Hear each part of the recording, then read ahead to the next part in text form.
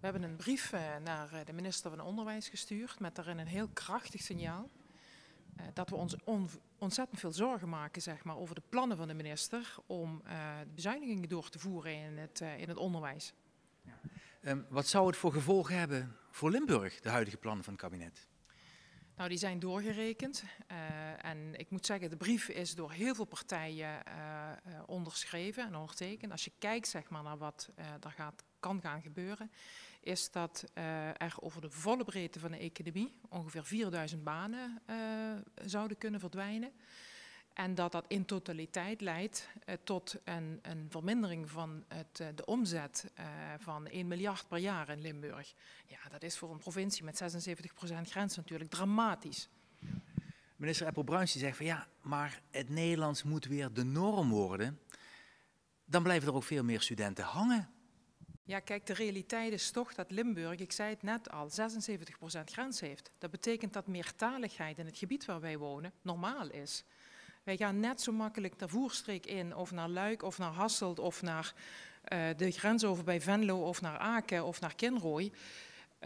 Dat is net zo goed hoort bij het gebied waarin wij leven en waar we soms een andere taal spreken dan in onze eigen provincie.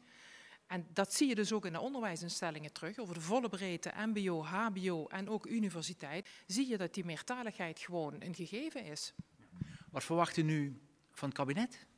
Wij verwachten dat het kabinet ziet dat wij in een andere positie zitten dan in bijvoorbeeld Amsterdam of Den Haag of Leiden. En dat de provincie of dat het Rijk snapt dat wij daarvoor maatwerk nodig hebben om ervoor te zorgen dat we in ieder geval de vitaliteit van die volledige breedte van het onderwijs, het mbo, het hbo en het wo, dat dat geborgd kan worden. Als je kijkt, alle ziekenhuizen hebben de brief ondertekend. Er werken meer dan 23.000 mensen in Limburg.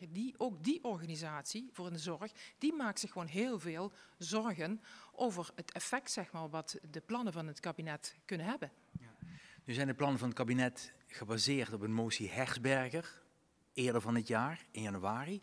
Juist Rosanne Hertzberger, die stapt op vandaag uit de Kamer, ziet het niet meer zitten. Zou dat nog een impact kunnen hebben op de plannen? Nou, dat is heel moeilijk te beoordelen. Dat is ook heel nieuw, heel vers nieuws. Dat is vanuit deze plek heel moeilijk aan te geven of wat voor effect dat mogelijkerwijs kan hebben. Het is natuurlijk zo dat breed in het kabinet er een hele discussie gaande is over het feit hoe we met internationale studenten en het Nederlands omgaan.